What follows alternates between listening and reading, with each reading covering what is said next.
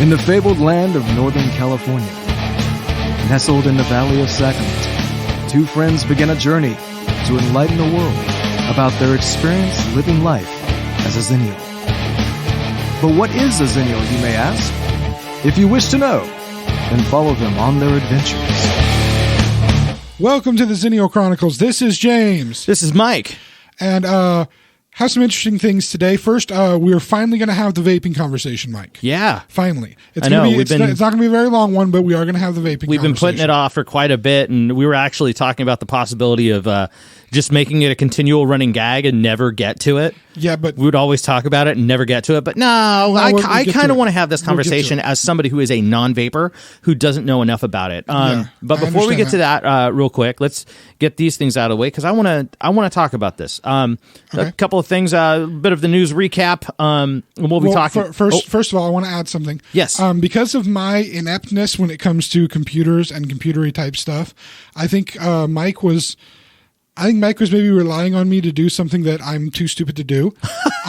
He was hoping that we discussed in our last podcast that we were going to put some polls up on Twitter and on Facebook for a possible extra podcast discussion if people wanted to hear the extra podcast discussion. Yeah. Involving the current political climate stuff. Again, it will be a separate podcast because we typically don't want to talk too much in the way of politics on this. We want this to be a little bit of to be escapism. an offshoot episode kind this of would be deal, an offshoot thing talking about real world stuff because sometimes you need your art to have real world stuff that we're talking about. Real world. I'm having trouble pronouncing that. It's tough. And sometimes you just want it to be escapism. I guess it's personal preference on this.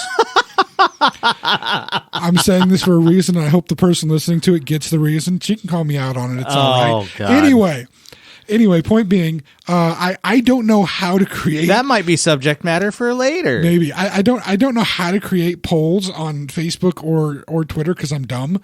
So we will get those polls up eventually. So far we've had no comments, but we'll get the polls up hopefully within the next day or two. Yeah, and we can get that. Well, at least by the time you hear this, they should already be up. We will. Yeah, they should be up by the time this episode comes up. So keep an eye out. I am apologizing for them not being up initially with the episode. That's just me being technologically inferior in my knowledge. Yes. I fully admit to that. I've always been that way. Real quick note before you're going to get into some celebrity news. Yeah, there's a little bit of celebrity news that happened this last weekend. I did want to say that for anybody that knows me very well, they know that I have for the most part, pretty open taste when it comes to music. I like music from various different genres and whatnot, but there's a couple of bands specifically, a couple of rock bands specifically. It hurts me to even call them rock bands. One that originally came from the area of Florida, which should explain a whole lot about them. Continue. Do you know what I'm talking about with the Florida one? No. The second band that they did. This is something he's dropping on me out of nowhere, man. I got a list I'm going by and everything too. The second band that the majority of the band was involved in is an awesome band with a really cool lead singer. It just goes to prove that a band can be good if they have a good lead singer and can be crappy if they have a lead singer that sings too deeply and sings about the wrong kind of messages. Okay. Wait, I'm missing something here. The second band, Miles Kennedy, is the lead singer. So you're trying to be so alluding. Okay, so you're talking about what? Wait, I'm talking about Creed. Creed was in the news? Yeah, no, Creed's not in the news. No, they're not in the news. I'm just saying. Is Alter Bridge in the news? There are a couple of let me get back. There were a couple of bands that I absolutely cannot stand. Creed is one of them. Oh, you're just talking about. Yes, Creed is one of the bands I can't stand. There's one other band that I can't stand that's from Canada. You're talking like the new metal area radio rock kind of stuff. Yeah, there's two bands that just I've never been a fan of. I have constantly railed against these two bands. Yes. Creed being one of them, the other one being the Canadian band Nickelback. Yes. And my distaste for them is famous. Okay. At least among people that hang around me, which means famous for distaste. Yes, I don't like them at all. Okay. However, this last week, I kind of like Nickelback. Why? What happened? I'm not going to say. What? I'm just saying I kind of like Nickelback. Oh, come on. If people, it gets a little too political. Okay. All I can say is I know what they did. You guys could probably look it up. It did end up making the news, and it was friggin' hilarious. And again, I kind of like Nickelback. Just look up Nickelback and Twitter. Just Google that. Yes. You'll know what happened. That'll tell you everything you need to know. Yeah. Okay. All right. So on to your information, sir. Okay. Aloof news. Okay. So I hate doing this, but Yes. Hey, this happens. Dead people? Dead people. Dead yeah, people. This is the dead people section. We're just going to start calling it the dead people section. I kind of like that. I'm okay with that. That works with my understandings of dead things. people this week. Let's see. Ginger Baker passed away at 80 years old. Which, I mean, it shouldn't, I hate to say it this way, it really shouldn't come as a shock. He has been sick to the point of death for years. He has been, and he was like a decade at least now. Hasn't it been? He's been sick for a while. Yeah. There was a documentary that was done on him back in 2012. Yes, I saw that I didn't one. know. Yeah, I didn't know too much. I was sick knew back about. then. Yeah, he was sick then too. I knew about Ginger Baker as a drummer. Yeah. I didn't know that he was a raging a-hole. Oh, yeah. Now it's funny because I kind of passed this around and I threw the documentary out there and I learned that kind of stuff about him and I was like, wow, this guy was a total jerk. But I mean, he was still a great drummer. I mean, Buddy Rich was a total jerk. Yeah. But it's really one of my friends had said, he's like, yeah, but he was a terrible person. So is it really that sad? And I'm like, but he wasn't that kind of a terrible person. No, he wasn't like Kevin Spacey terrible. He wasn't Harvey Weinstein terrible. Wow. That's a level of terrible. That's a terrible person. This guy was just a jerk. This was a dude. Okay, the documentary opens up to anybody who hasn't seen it. I can't remember what the name of the documentary is. Just look up a Ginger Baker documentary on YouTube. I know it's available on YouTube, probably on Amazon, Netflix, I don't that kind remember of stuff. the name of it because it's literally been like 6 or 7 years since I've seen it. I remember only a little bit. And it came out in 2012. That's about when it happened. Out. The flipping thing opens up with Ginger Baker chasing the documentary maker into his car because he just broke his nose and the guy pissed him off, saying something. I don't know what it was. I think I remember this. Yes, that in itself is a complete understanding of that is showing the type of character Ginger Baker was. Ginger Baker was a guy that didn't know his father very well. His father served in the military, and I believe he died when he was serving World War II. Just to get an understanding without too much story. Yeah, that people watch the documentary. He was the a-hole that might punch you if you pissed him off. Yeah, but you didn't have to worry about him touching your kids. Right. Okay. Those are two completely different offshoots. You threw out Harvey Weinstein and Kevin Spacey. That's basically within that same realm. And the reason why I'm saying that is because, he was a terrible person. No, he wasn't really. Like, he was just like, you wouldn't cross him. You don't want to cross him. You just want to like. If you left him alone and you were an all right guy, it wasn't really a big deal. But there were people that rubbed him the wrong way, and he kicked the crap out of him. The reason why Cream only lasted 2 years is because him and Jack Bruce couldn't stand each other. Well, he was in a band. Jack Bruce was in a band previously with him, a jazz band, and he kicked the crap out of Jack Bruce then. And Jack Bruce was a pretty big personality anyway. And I mean, you have Slowhand standing in the corner like, please don't let anything happen. Straight up what he's just like, man, I'm done with this. I gotta get. And it was Eric that quit. Yeah, it was Eric that quit and broke the band up. That being Slowhand for anybody who doesn't know what I'm talking about. Yeah, Eric Clapton. And if you don't research things, culture yourself, damn it. Learn more about music than what's on the top 40. So, anyways, but Ginger Baker was he was really, really big in Japan. He was big. Sorry, joke. Oh, okay. Personal joke. Oh, Spinal Tap. That wasn't where I was going, but okay, that works too. So Ginger Baker was really well known as essentially the pioneer for rock and heavy metal drumming. He was the double kick kit. He was super on the downbeat. The guy had groove for days, and he was very straight ahead as a player. And you notice his technical prowess was. A lot of people ripped on Ringo. Ringo had groove. Ringo had meter. He did not. He wasn't flashy. Ginger Baker was flashy in all the right spots. And a lot of heavy rock and metal drummers credit Ginger Baker. There was nobody before Ginger Baker that played straight ahead, and he was a jazz drummer that was influenced by major African percussion. And that's what it was. It was jazz meets African percussion that turned into heavy metal drumming. With that documentary, wasn't he in Africa, living in Africa during part of the time? He actually, so get this. He was a jazz drummer that was introduced to African drumming and heroin at the same time. Not a good combination, kids. Right. He ended up completely addicted to smack, but he also was he also was introduced to I believe it was Sorry, your choice a Fela Kuti record is the name of the guy. Your choice of words is really funny to me. What? Because like he's addicted to smack, which of course is a term for heroin, is a street term for heroin. But like, how does an African drummer hit his drum? He smacks it. Right. So sorry, I was just sitting here laughing at that in my brain. Sorry, infantile thought. Go on. So goofy.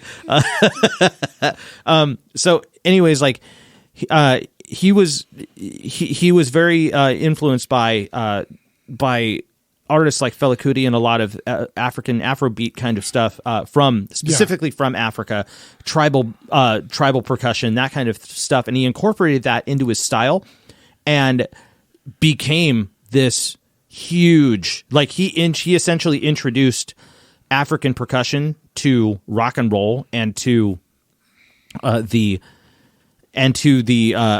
jazz community too, and Nice. he became completely unmatched. He wasn't like, you listen to Ginger Baker and you listen to guys like Ringo Starr, or you listen to Bill Ward, or you listen to John Bonham, and Ginger Baker sounds completely different from all of them. Even Mitch Mitchell, who was the guy that played for the Jimi Hendrix Experience, he was totally not the same. But then, for an example of somebody who is a similar type drummer, Band of Gypsys drummer, Buddy Miles. Okay. Buddy Miles? Don't know who that is. He was, okay, so Band of Gypsys was the group that was formed by Hendrix after the Experience. Yeah. Mitch Mitchell played a little bit in Band of Gypsys, but then he flipped to Buddy Miles, who was the drummer on the Band of Gypsys live album, which was New Year's Eve 1970. Okay. So it wasn't very long, but Buddy Miles, big straight ahead, and he's just very straight ahead beat kind of thing. It was power. It was raw power and raw straight pocket. That's all it was. He didn't do a lot of fills. He was black. He was a black drummer. Okay. Ginger Baker, and actually more than one black artist and jazz artist, black jazz artists gave him, and I'm not going to say the term because it's super, super not cool. It's an N-word term, isn't it? It totally is. But he basically said more than one black artist told him he played like he was black. Like he played like he was a black drummer. Okay. Which is not like, Ginger Baker was called Ginger Baker because he was a total ginger redhead. Yeah. Like redhead, super white. Super white skin. Yeah. And super light skin. Like, doesn't make sense that he would even remotely play like that. And that was why he got famous. Okay. But yeah, that's pretty much it. Okay, and now I'm amused by the fact that his name was Ginger. Oh. What? Nothing. What? Nothing. I can call him that. Yes, you can. That was his name. So can you. That was his name. Well, and various other reasons. Okay. We have to post that video in a link at some point. Okay. Just because I love people's reactions to watching it. What's his name? Oh, I'm referencing a music video for a concert performance from an Australian. I know what you're talking about. An Australian comedian. We'll post it. I can't think of his name right now. Yeah, but, we'll find it. It's really funny. It is, and it's so much fun to watch the video with people because of the way that he goes about the singing of this beautiful song about. It's about gingers, James. Well, no, it's not about that. It's not. It's about prejudice. And that's what the song is called. It's about prejudice. Oh, okay. Oh, I didn't know that's what the name of the song is. The song is called Prejudice. Yeah. Oh, it's called Prejudice. Oh, that's cute. Okay. But that makes sense. It's fun for people to watch. All anyway. right. Other celebrity stuff. Rip Taylor just recently passed away. I think it was last night. I wish I had a bucket, and I wish I had confetti. Yeah. I really do. Yeah. But he was anybody that doesn't know who Rip Taylor was, go watch Wayne's World 2. Yeah. And that's like the best moment. Yeah. At least for our generation with him. Also, DuckTales the movie. He was the voice of the genie in DuckTales the movie. Oh, you're right. He was. Yeah. Watch that one. That's a good one too. That's a good movie. It's like DuckTales and the Magic Lamp or something, like the Search for the Magic Lamp. Yeah, something like that. The Magic Lamp. But yeah, great. Right. It was a great DuckTales movie. He was the voice of the genie. That's hilarious. He was the voice of the movie. No, he was the voice of the movie. He was the voice of the genie. Boy, but yeah, howdy. Basically he's best known for having buckets of confetti to throw around everywhere at concerts and parties and whatnot. He actually did. He did a segment on Last Week Tonight. I think was what it was. Is there were. This is the John Oliver show. This is the John Oliver show. Yeah, on it was. Office. I remember because. And I'll just say it because of what it was, because it was a great segment. So John Oliver was pointing out that Adolf Hitler is being used a lot in Thailand as a cultural icon of sorts.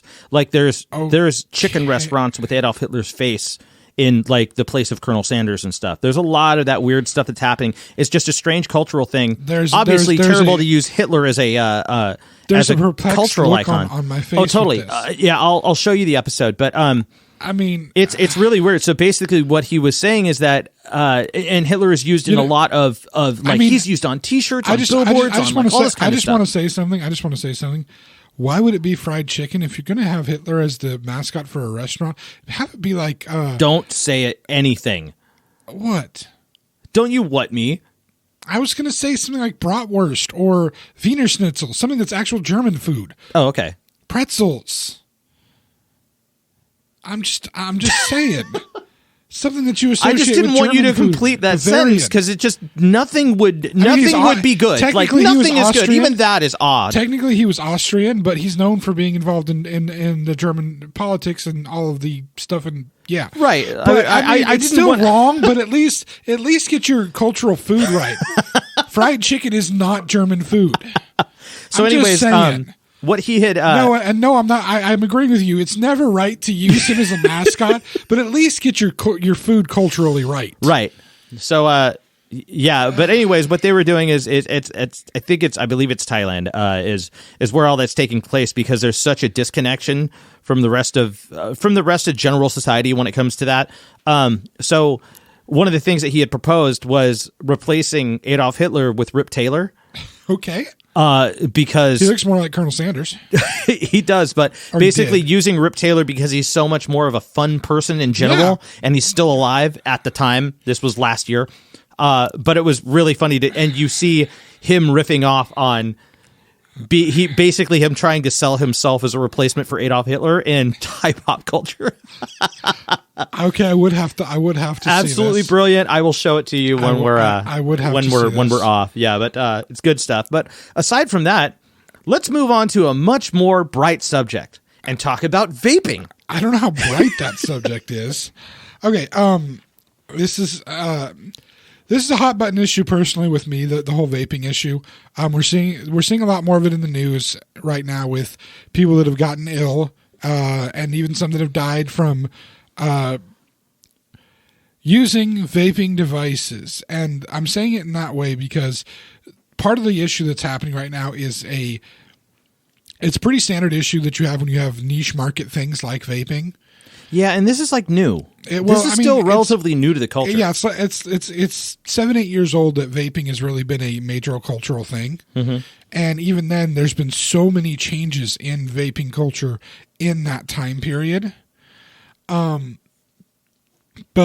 the news people don't necessarily have a good understanding of it. There is a lot of science involved in it, more so than people would think.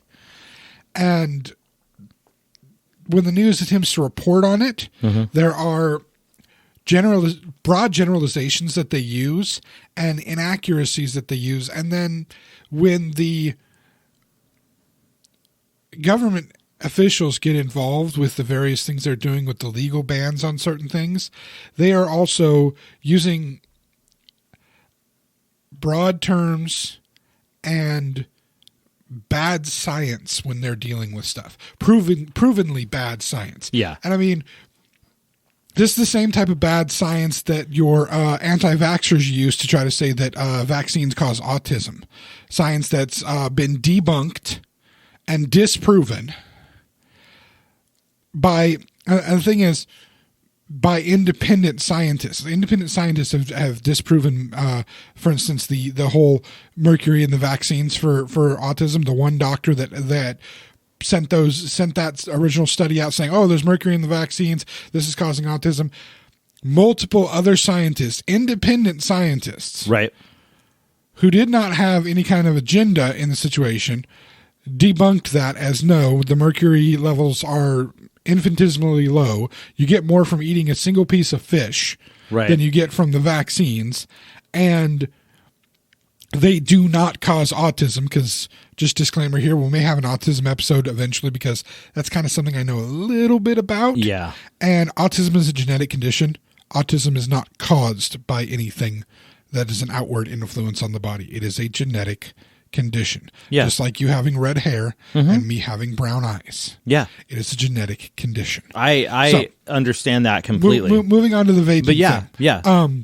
The politicians and the media like to use any vaping studies that are done by companies and doctors that are connected to tobacco organizations. Now, I'm not trying to sound all conspiracy theory-ish, because it does, but if tobacco organizations are involved in the studies, those studies are going to end up saying the things that they kind of want them to say. Independent studies, specifically independent studies that are done in European countries, typically don't have the same type of funding from large corporations. And as a result, these studies are not trying to fit answers to a certain, or fit data to a certain answer that's already been achieved. Yeah. They are open to check out the data to see where the data leads to an answer, if that makes sense.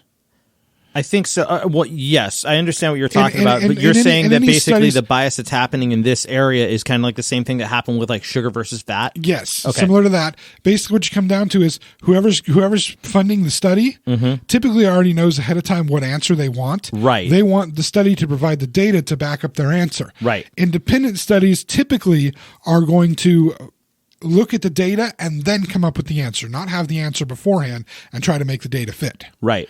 So other countries have done some studies on the vaping. Now, again, it is a relatively new thing. But what's not relatively new are the main chemicals involved in many of the vaping. Now, for the stories that have been in the news recently, almost every single person that has been either hospitalized or died from the effects of vaping products have specifically been using vaping products that are using THC in them. More specifically, these are not store-bought products, the majority of them. Yeah. They are products that they have bought on the street. Now, okay, wait a minute. So these are unregulated, street-made THC vapes. Well, the wax or juice that they're putting in there to vaporize is THC. Okay. Or has a THC base, but they have other things added into them. Apparently, vitamin E is one of the most common things that are added into them. That's what I'm hearing is like the big culprit. Which, if you vaporize that, can actually do harm to your body. Right. And that is known to do harm to your body. Okay. But let me explain what a vape system really is. There's multiple versions of it. The most common version you'll see in say, a gas station or a convenience store is what's known as like a pen-style vape, like the Juuls or the other, all those various brands that you can buy for like single use. They are small pen-shaped batteries with a tank attached to them and a mouthpiece on the tank. Okay. If you are vaping the standard, what's called juice, or the vaping liquid, just the liquid, non-THC, we're talking just the liquids that have the nicotine and the flavoring and all of that in them. What happens in these situations is the juice, we'll call it that from this point out, is in the tank. Okay. In the tank is some kind of natural fiber or some kind of fiber, something that soaks up the juice that is connected to a metal coil. The battery sends a current of electricity through the metal coil, very similar to how a light bulb works. Okay. Okay. When you depress the button to send that through, it sends the electrical current through the coil. Okay. Whatever the wicking is that holds the juice in it, that collects the juice, is inserted inside the coil. So as the coil heats up, the juice in the wick vaporizes, very much like how a wick of a candle pulls up the wax to catch on fire, but this doesn't catch on fire. It just heats it up. It just heats it up. And turns it into a vapor or a steam. A vapor or steam, yes. Okay. And you inhale this vapor or steam. Right. And in the process, you get whatever has been imbued into this liquid. So you're not setting it on fire. No, there's no fire actually happening. You're just heating it up and turning it into a vapor. If you have a fire, that's typically because you've run out of juice, And then the wicking, like for instance, the wick starts to burn. Cotton is one of the more common things that is used as the wicking material. Okay. If it's not wet, it burns. Gotcha. If it's wet, it just vaporizes the stuff. Right. Okay? Now, this is just for standard juice. What they use for the THC compounds, sometimes it's a juice, sometimes it's a wax. It is a different component for what basically causes the vaporization at that point. Okay. I will admit ignorance on that part. I have only vaped juice out of my vaping stuff. I have never vaped anything that is a THC product, so I don't know exactly how those specifically work. Okay. But on many of the smaller pen-style vaping mechanisms, like the Juuls or like the other, again, various ones you get at the gas stations or convenience stores. So you're talking like the major brand stuff, right? Those things. Some or is of them, that just the mechanism you're talking that's about? Just I'm just talking about the mechanism. Okay. They have the capability of taking the tank, the cartomizer. That's another name for it, cartomizer. Okay. Taking that off of it and putting a different cartomizer on the battery. Okay. It twists on, twists off. Okay. Okay. The things that people are getting sick on are ones that they buy that are the cartomizers that are filled again with unregulated stuff. Right. That people are buying on the streets. Right. They put them on, they vape them. These things are making them sick because we don't know for sure what's in the things. Right. So the reaction of the lawmakers is to go and try to ban as much of the vaping stuff as they can, including specifically trying to ban flavored vaping liquids, flavored e-juice, in the thoughts that this is actually enticing children to take up vaping, which they then say is a gateway to smoking. Now, you and I have had some conversations about whether vaping is a good way to stop smoking cigarettes. So right. I use specific words there. Stop smoking cigarettes. Yeah. But vaping, the argument now is the flavored vapes are the gateway for kids to get into smoking in some way and then later get on into smoking cigarettes.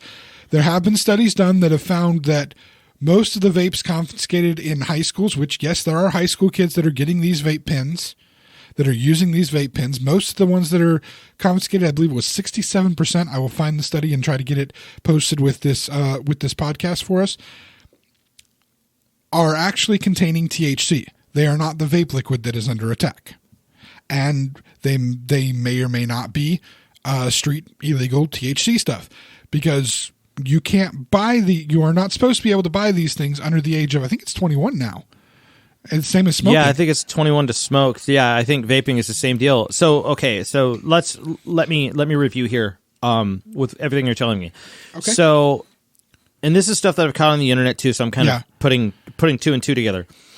So what's happening is lawmakers, and I'm seeing things like, I'm not sure if it's the Truth Campaign that's doing it. Yes, Truth Campaign is one of the ones. Truth Campaign. Truth Campaign, that's the anti-smoking campaign, right? Oh, yes. They've had tons of these advertisements out. I see them all the time on TV when I'm watching TV. These so advertisements it is Truth. about. Okay, I wasn't sure if it was Truth because they're just anti-tobacco anything. I believe so. All right, so the idea here is that these unrelated vaping deaths to THC vapes. Yes.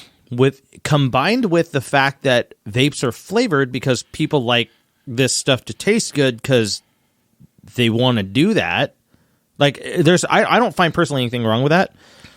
So they're blaming flavored vapes as some kind of way to market to kids. Yes. And then on top of that, they're also using unregulated THC cartridge vapes that are street made, and deaths that seem to be tied to those. I mean, most likely, because that's a lot of people are saying that's the case. I've seen that. Almost every one of the deaths that have happened has been tied to using non-regulation vapes, non-regulated THC illegal cartridges. vapes, essentially, yes. right? Street sold illegal cartridges. Yeah. So the issue here is, it sounds like they're taking all of these unrelated things and basically creating a smear campaign against vaping for what? Why? Well, I understand Truth, because Truth doesn't want to do. Okay, yeah, conspiracy Truth is who they're going to be. They're like yeah. PETA when it comes to smoking. Well, no, there's conspiracy theorists that'll try to say that it's big tobacco trying to stop vaping from taking a part of their market. I mean, whatever. If you want to believe in conspiracy theories, go right ahead. Okay. I can't honestly say what the reasoning is. Well, this is moving lawmakers now. This is starting to get serious, isn't it? It's becoming a serious thing. It's becoming, and it's just nothing but these the problem is unrelated prejudices that are coming together. I think a part of it is because of the lack of knowledge. And when you and I originally had the conversation about it, you were asking about the juice, the vaping liquid, and asking and calling it by a name that is very much used in the media and by lawmakers. You were calling it tobacco liquid or tobacco something. You were attaching the name tobacco to the e-liquid. And I had to let you know that it's nicotine, not tobacco. There's no tobacco technically in the e-liquid. There are tobacco flavored ones, but even those don't necessarily have tobacco in it. They just have the flavoring. Okay. I understand. The actual juice itself, the e-liquid, has nicotine in it. Right. But that's extracted from the tobacco. Yeah, right? that's like saying that. You remember the mints? It's like saying weed vape instead of THC vape. There's a difference. Do you remember that I wouldn't know the difference between weed vape and THC vape because I don't have experience with those. Okay, but it's like saying tobacco vape versus nicotine vape. Nicotine is the active chemical. Tobacco is the leaf. But as opposed to weed, there's no tobacco vape though. Tobacco vape doesn't exist. No, what I'm saying is it's a misplacement of terms. Well, saying a weed vape is inaccurate. Saying a THC vape is more accurate. Is that not correct? It may be. Okay. Again, I don't know for sure. Okay. I don't know what the nomenclature would be used there. Gotcha. But here's the example. You remember I used to get penguin mints? Do you remember these penguin mints? I'd buy it at a local supermarket. They came in a little tin similar to Altoids. They had a little penguin on the front, and they were caffeinated mints. I think so. Okay. To say that a product that has nicotine in it, like the e-liquid, is a tobacco product, would be the same as saying that mint that has caffeine in it is a coffee mint. Is either a coffee product or a cola product because because caffeine is in it and that's the active ingredient. That's the ingredient that gives you those things, and that's why even though it has nicotine in it, it is not a tobacco product. That makes sense. It does not have any tobacco in it. Right now, the vape liquids, the standard vape liquids that they make, contain only a very few number of ingredients. And in fact, many of the vape liquid, if you actually are going to sell vape liquid in your shop, if you're going to mix the liquid and sell it, there are FDA approved stuff that you have to get to be able to say that you're FDA approved. And there are shops that will list that they're FDA approved for their stuff. The ones that sell like in bulk, 2 different shops, because shops will have sometimes an actual vape shop. I'm talking about a real vape shop, not your gas station that sells the stuff, but a real vape shop that actually sells multiple styles of tanks, that actually sell actual what are called mods, MODS mods. Right. Those are the actual vaping you're talking about machines. This is the culture around vaping. This being is the basically, culture. This is the true culture. That's not just the pick it up at a gas station to a store, like a smoke shop kind of. It's very much like. In fact, you find them connected to many smoke shops, and it's the difference between somebody that smoke shops that sell vape and all that kind of stuff. An example is the difference between somebody that says they smoke cigars, but all they buy is Swisher Sweets, and a person that smokes cigars and all they buy is CAOs. And if you don't know what a CAO is, then you don't know enough about cigars. That's all I got to say. Okay, and I don't have a damn clue what a CAO is, but that's just so you know, it's a company that makes various cigars, and almost all of the CAO cigars are 90 and above rated. My favorite is the CAO Brasilia. That's hands down one of my favorite cigars. You are also a cigar smoker. I occasional cigar smoker, but again, I've learned a little bit about it. I'm not an expert by any means, but I've learned a little bit about it to that's good. know what to do with it. But as far as the vaping goes, the liquid itself is usually composed of the flavoring, whatever's used for the flavoring, which I will admit I don't know specifically what they use, what exact type of thing they use for the flavoring. I do know that it is food grade, meaning that it is ingestible. Oh, really? And there has, in fact, everything in an e-liquid is ingestible to an extent. The only thing that you have to worry about is how much of it you ingest, before it just makes you throw up. Yes, before it makes you throw up, and then the nicotine levels of what you ingest. Because here's the other thing: E-liquids have various levels of nicotine in them, depending upon your nicotine addiction or lack thereof. There's even e-liquid that you can get that has no nicotine in it at all. Okay, wait a minute. I got a question about this. This actually puts up another point that I've had then. Yes. Because I know there were a lot of people that were like, I stopped smoking. I started vaping. Yes. Well, I'm like, part of me having the prejudice about it initially was like, well, you're basically still smoking, but you're not. No. And the difference between stopping smoking and starting vaping is that you can actually get different vape cartridges with different levels of nicotine. It's not even in cartridges. them. It's not even cartridges. So, If you actually buy the, I'm not sure if this is a terminology thing, but no. Well, there are cartridges that you can get when you're talking about the Juuls or the small vape pens, but when you're actually in a vape shop dealing with the higher level of vaping, the more intense, I've bought better products, I'm using the higher stuff. Right. You're buying bottles of the juice. Right. And you can buy the bottles of you buy the bottle of the juice, and your tank is a reusable tank. Right.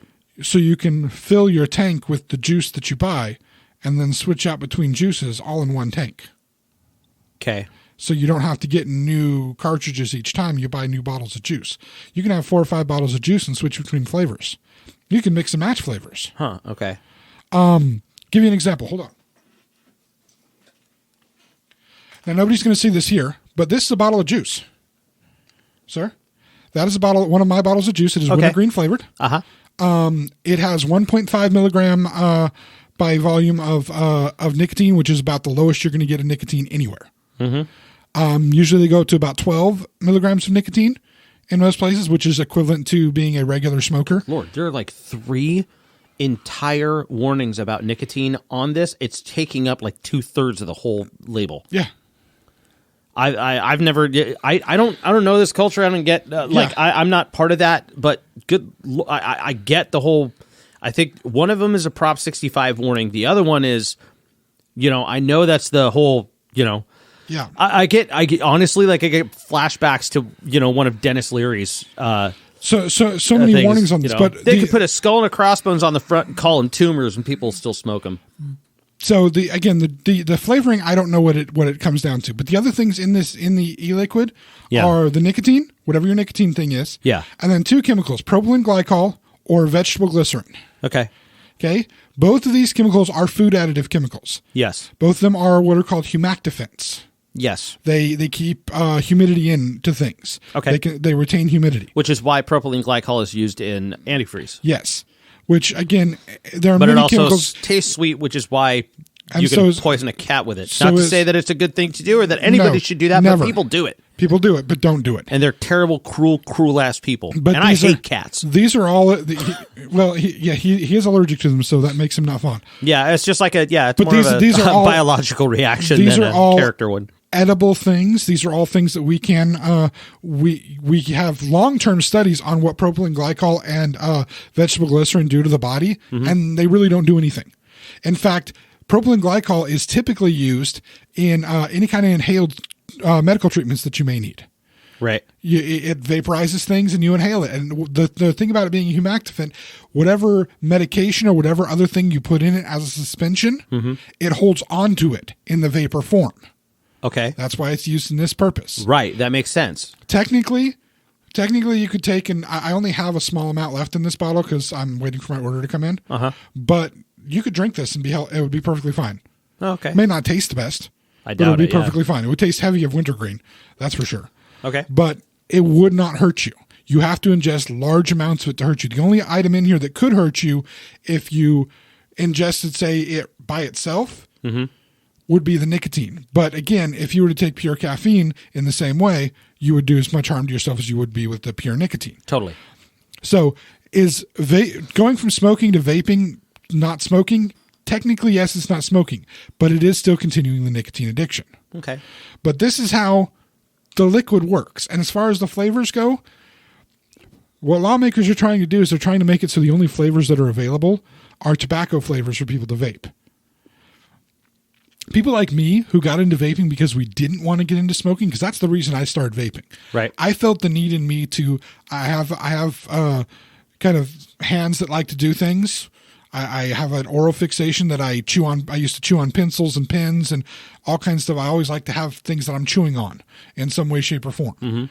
I had those personal tics, and then I had stress in my life.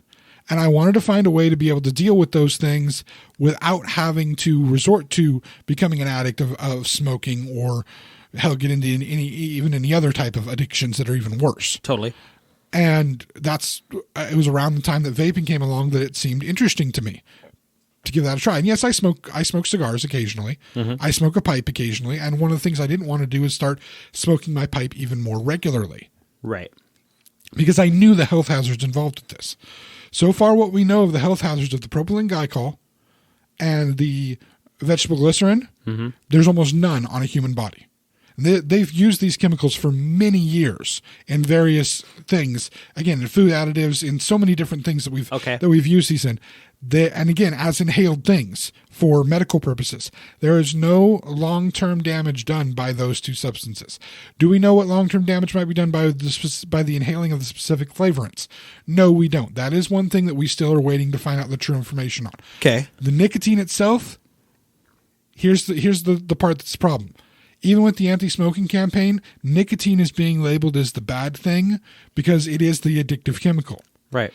But it's not the cancer-causing chemical. Tobacco isn't it? Well, the carcinogens that are created from the burning of the tobacco is what is the cause of the cancer. Okay, so you're talking because something's set on fire and you breathe it, that's what's causing...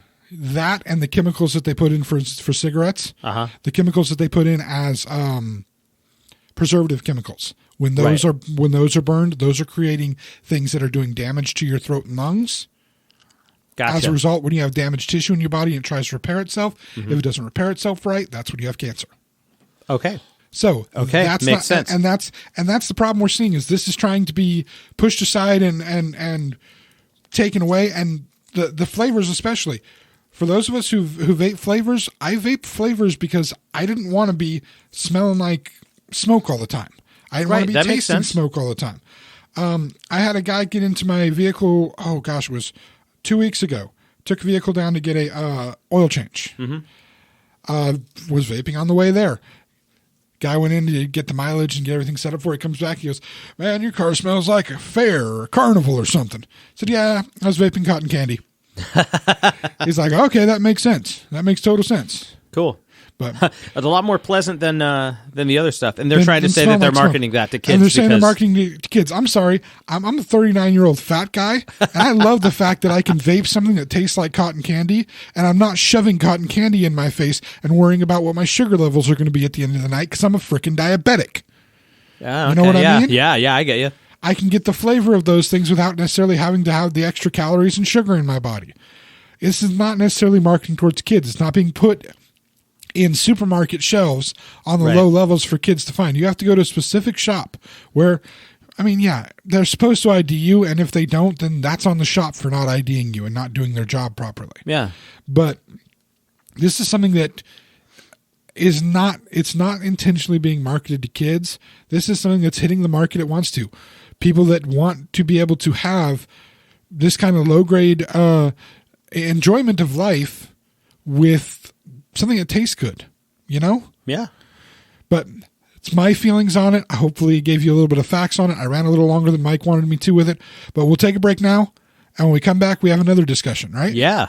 This one's a little more interesting and a little more topical, at least for us today. All right, we'll be back. All right. Hey, friends, this is Mike from the Xennial Chronicles reminding you to subscribe to our YouTube channel. You can also follow us on Twitter and Facebook at Xencron, spelled Xenchron, to keep up to date on all things TXC. And please check out our official website, theXennialChronicles.com, or if that's too much to type, Xencron.com. Thanks again for listening, and now, back to the show. And we are back. Hopefully my vaping discussion wasn't too rambling. Anyway, and please feel free, if you have any questions about vaping, feel free to send comments. I would be more than glad to answer whatever I can. Yeah. And hey, maybe we'll even post a picture of me with my vaping stuff. We'll see. Well, So next up, on to this next topic. This is another topic. I think this is an interesting one because I have spent so much time on the podcast talking about these things. Yeah.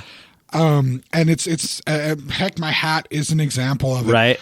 And that being my love of the Marvel Cinematic Universe. Yes. How much I love it, how much I enjoy being able to sit and watch the movies over and over and over. They mean so much to me. Yeah, totally. Well, hold on. Before you get to that point, because okay. I do want to kind of open it up with this as well. James and I were having a pretty long-winded discussion. Well, not just you and I. No, my wife was also involved in the discussion. Let's make sure we're clear. In the discussion. In the discussion. It was a discussion. It was not an argument. But no, it wasn't an argument. It was a very there heated definitely and passionate is. discussion. This is one of those basically here. This is one of those situations where there was definitely a lot more for each of us to say about this movie than anything else. Now, what we're talking about is Joker. Just opened up this last weekend. We were actually very passionate about this movie coming out back when we first heard about it. We actually talked about it on the podcast. I think we mentioned something. And I believe even mentioning back. I remember mentioning back then that I wasn't necessarily personally overly keen on it. But I'll have to go back. I remember being excited, man. You were excited. You've always been excited about it. I will admit part of my lack of enthusiasm, I think earlier, was the Joaquin Phoenix of the situation. Because I personally didn't necessarily want to see him in the role, but that's a whole different situation at this point. Yeah, for sure. Now, my wife and I went to go see Joker. We actually just saw it last night. James is in the position where he's one of those people that he's not necessarily enthusiastic about wanting to go see the film. No, not at all. And this is kind of I don't know. It did relatively well, but there is a lot of controversy that is around this film. There is a lot of controversy, and I think I think I don't know. I definitely think mentioning it now is good, and I think we should say this is let's revisit after it's been out the whole week. Let's see what the controversy comes to after the week. Let's see what happens when I want to wait it out. Get some more reviews back. Revisit. But this definitely has connections because there are many people that believe that portions of this movie, especially with the cast of Robert De Niro in the role that he's in, and certain scenes that happen with Robert De Niro's character, almost specifically, are reminiscent of an older movie, King of Comedy. Isn't that what it is? Last King of Comedy? It's called The King of Comedy. King of Comedy. The name of the film is King of Comedy. The film does, without giving away any spoilers, because this is pretty common knowledge at this point. The film is an homage to the late 70s, early 80s films of Martin Scorsese. Okay. That he did. It's got a lot of. It has a lot of. There's some Taxi Driver connection. Yeah, it's very tonally Taxi Driver. It's very tonally King of Comedy, in that there is a. Essentially, the movie itself has quite a bit of. It has quite a bit of a vibe of dealing with mental health issues. Yeah. Not necessarily dealing with it, but more so calling out a lot of what's going on without getting too deep into it. Basically, there is an issue with the central character where he starts not to recognize the difference between fantasy and reality, which falls into King of Comedy. And Taxi Driver.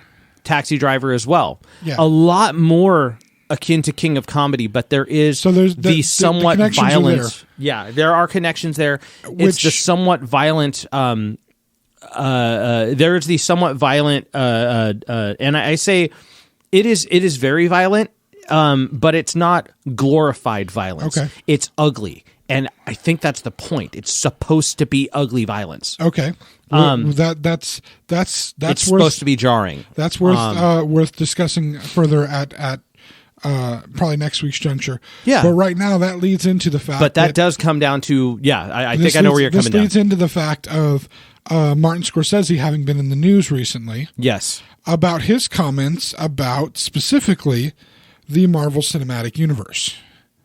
Yeah. And he was just saying in general comic book movies, but he started really attacking Marvel the MCU, Cinematic right? Universe is his thing. In fact, he said this specifically this was in an interview in Empire magazine, I believe. Uh-huh. He said of the Marvel Cinematic Universe films, I don't see them. I tried, but that's not cinema. Honestly, the closest I can think of them, as well made as they are, with actors doing the best they can under the circumstances, is theme parks.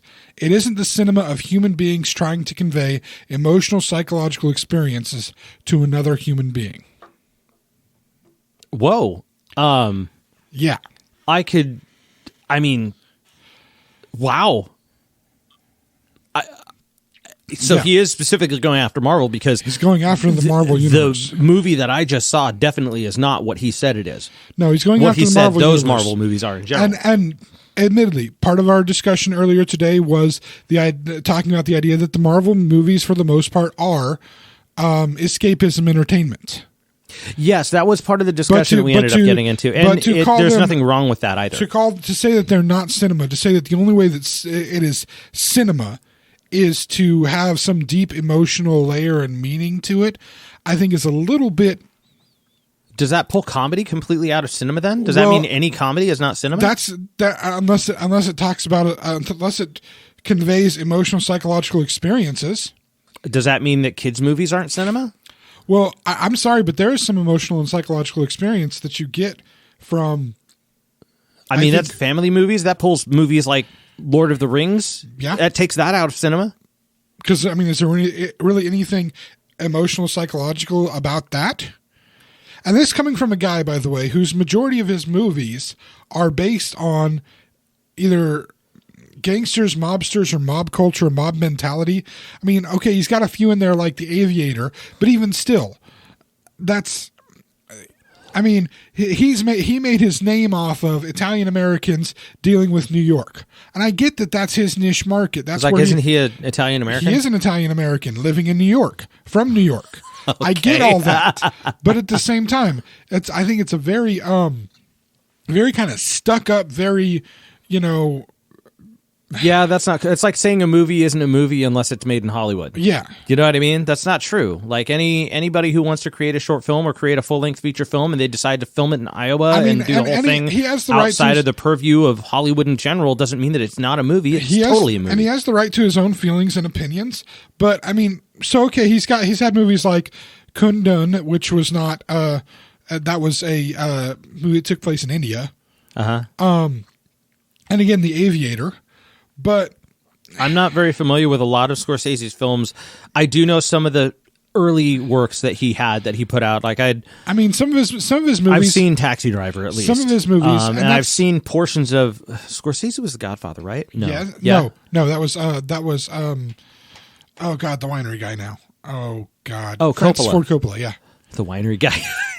Yeah. Okay, so that takes it out because Scorsese was Raging Bull, right? Raging Bull, Goodfellas. Okay. Yeah. It's funny because I was going to take what he's talking about. I was going to use one of what I thought was one of his films because let's say The Godfather real quick, I know it's a misinterpretation. But there's emotional, psychological experience. The horse's head in the bed is ridiculously jarring and extremely traumatic, and it's supposed to be like that. That's the point. Those are okay.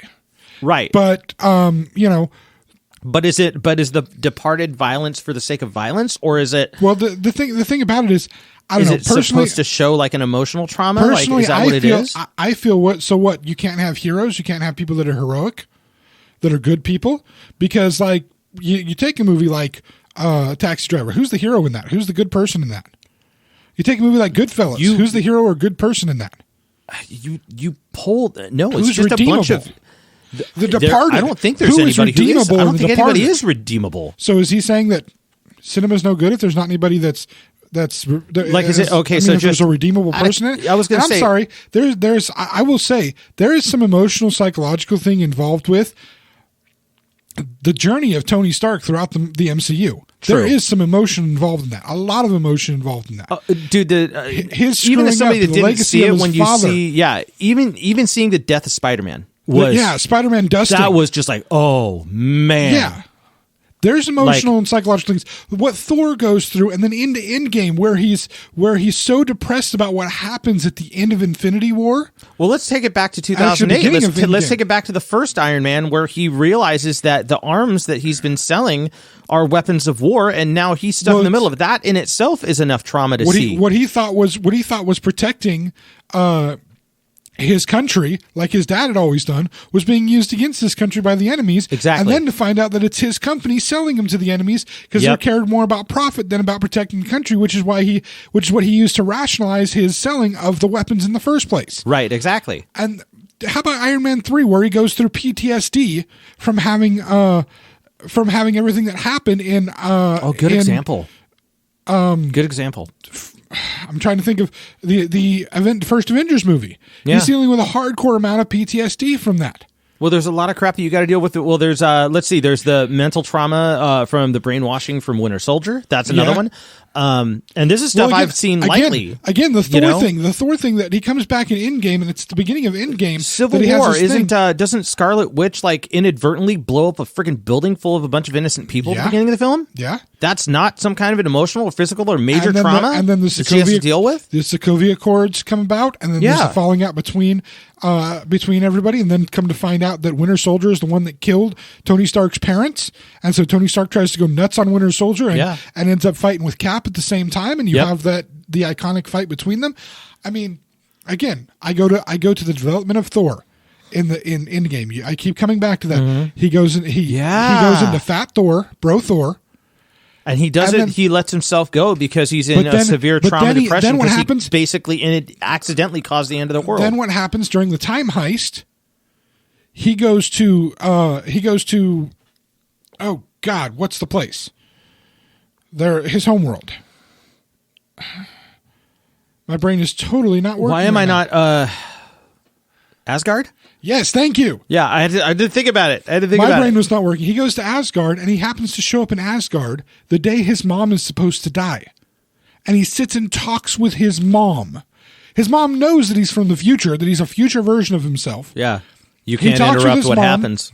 He tries to tell his mom what's going to happen. She goes, what's meant to happen is what's meant to happen. And he has to leave knowing his mom is going to die right then. Wow. He has to leave, and right before he leaves, they're about to jump back. They've gotten the Infinity Stone that they need.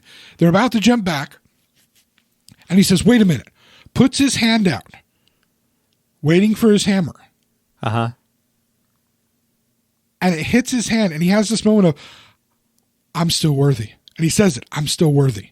He has that moment of recognition of, even though in his mind, he's completely failed, he's let his body go, he's had all these things, he realizes he's still worthy.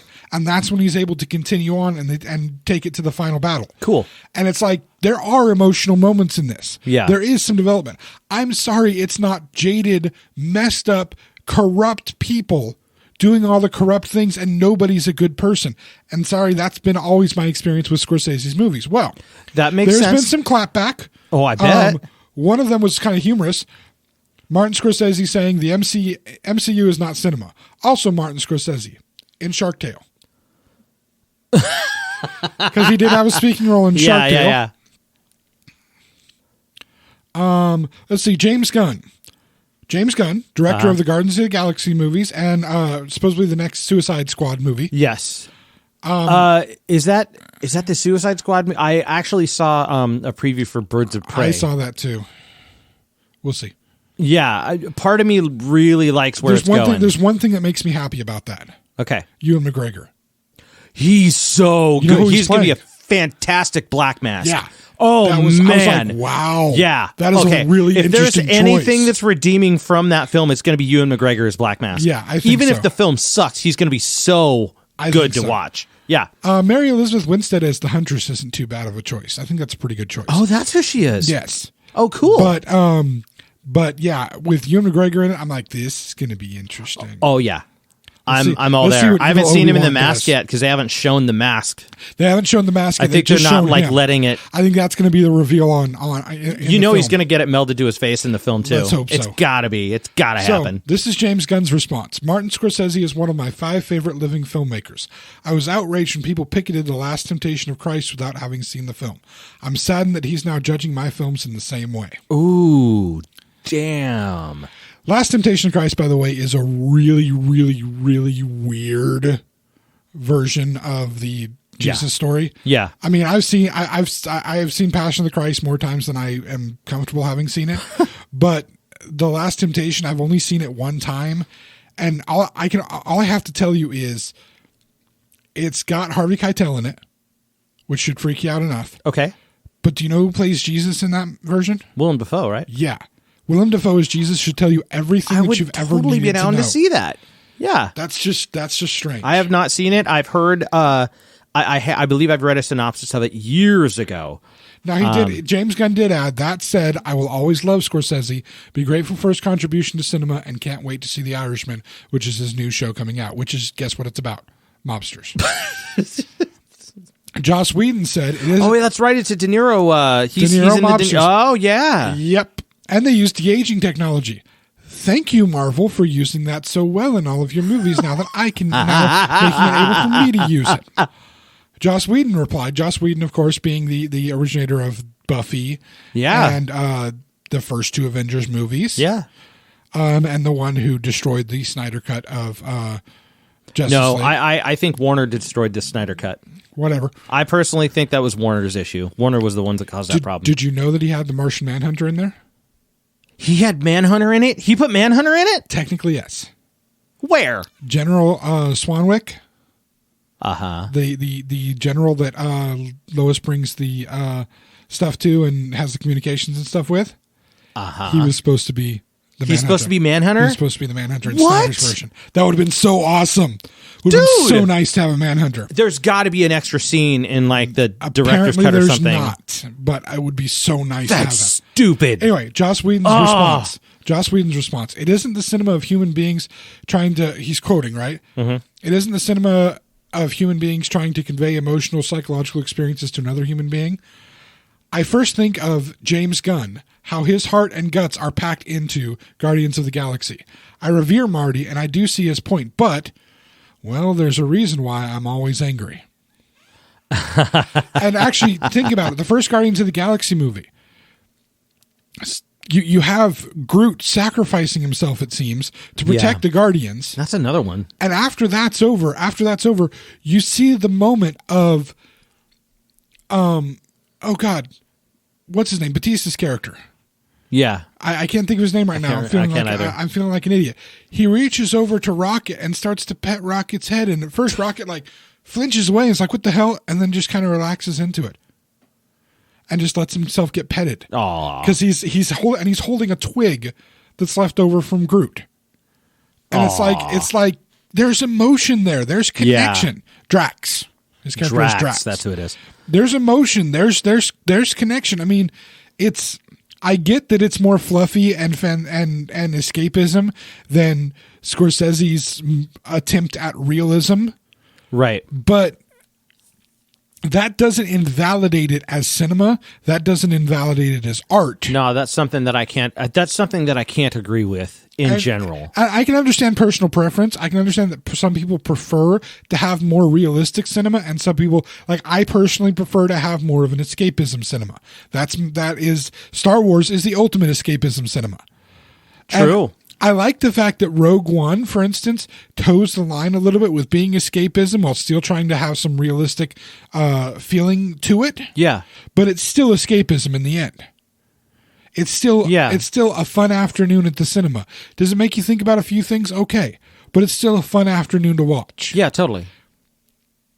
I think, both are valid. Some are ones I prefer at different times over others, but to completely invalidate the Marvel movies because he doesn't feel that they're emotionally and psychologically deep enough.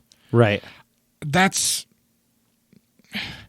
I think it's pretentious of him. I really do. I can agree with that. And I think especially for a filmmaker that has literally made he's made a multitude of types of movies. I mean, he did a fantastic kids movie, Hugo, which is a great kids movie. That's I don't think I've seen that one. It's majority of that movie is CGI backgrounds and everything. It's a really fantastic visual film. All right. But definitely not in the normal flavor of Scorsese in that there's an actual hero in this show. What's nice about it is it's connected to the old black and white film, the Trip to the Moon black and white film, the old original. It's a French film. Where You know what I'm talking about? The Oh, old the black one and white. where it's it's super old. I think it's like public domain now, and it's got all it's it's a lot of strings and puppets and kind of stage performance kind of stuff. The Smashing Pumpkins video Tonight is a parody. Yes, that it actually deals with that movie within the movie Hugo. Cool. And the guy who supposedly made that movie. It's a really touching, very kid-like tale. It's so not a typical Martin Scorsese film because there's not a whole bunch of people dying and there's not mobsters and there's not all kinds of gang warfare. And that's the thing is, you're a guy that's known for one type of movie. You may have made some others, but for the most part, you're known for one type of movie. Yeah. To criticize a whole other set of movies when you're kind of a 3 or 4 note director... You know what I'm saying? Okay, I can understand that. Well, and what he does with those films, I can understand those types of films not being somebody's cup of tea. What he does with those films and what I've seen of those films, I personally think is fantastic, but I am into those types of films. Yeah. Non-escapist, quote-unquote, type films. Is it glorification of those things? No, it's not glorifying. And if you look at it and you think it's glorifying, you're either a dumb teenager or... you don't know what you're looking for when you watch those movies. We'll have to agree to disagree on that one. But at the same time, that being said, it's not meant to be. It's not meant to be a. Those types of films to me are meant to be as ugly as they are. And I get that, but again, that doesn't mean that that's the only way to make a flippin' movie. That's my point. And that's the feeling. The feeling is, well, if it's not gritty and dirty and nasty, then it's not cinema. Yeah, it's bull. Not art. That's total bull. And that's disturbing. So my feelings on it, I know Martin. I agree completely. Martin Scorsese doesn't care what we think, but people enjoy your movies. Realize that even crappy movies like Spice World are still cinema. All right? All right. On that note, Spice World. I had to throw that out. Thank you all for listening, and we will be talking to you again sometime next week. Yeah. So, Mike, where can people be listening to us? Listen to us at thexennialchronicles.com or zencron.com, spelled XENCHRON. That's our current playlist of podcasts. You'll also check us out at Zencron on Twitter and on Facebook. You can check our podcasts out on TuneIn, on Spotify, on Apple Podcast, on oh my goodness, there's so many. I think that's all of them. Is that what it is? The YouTube?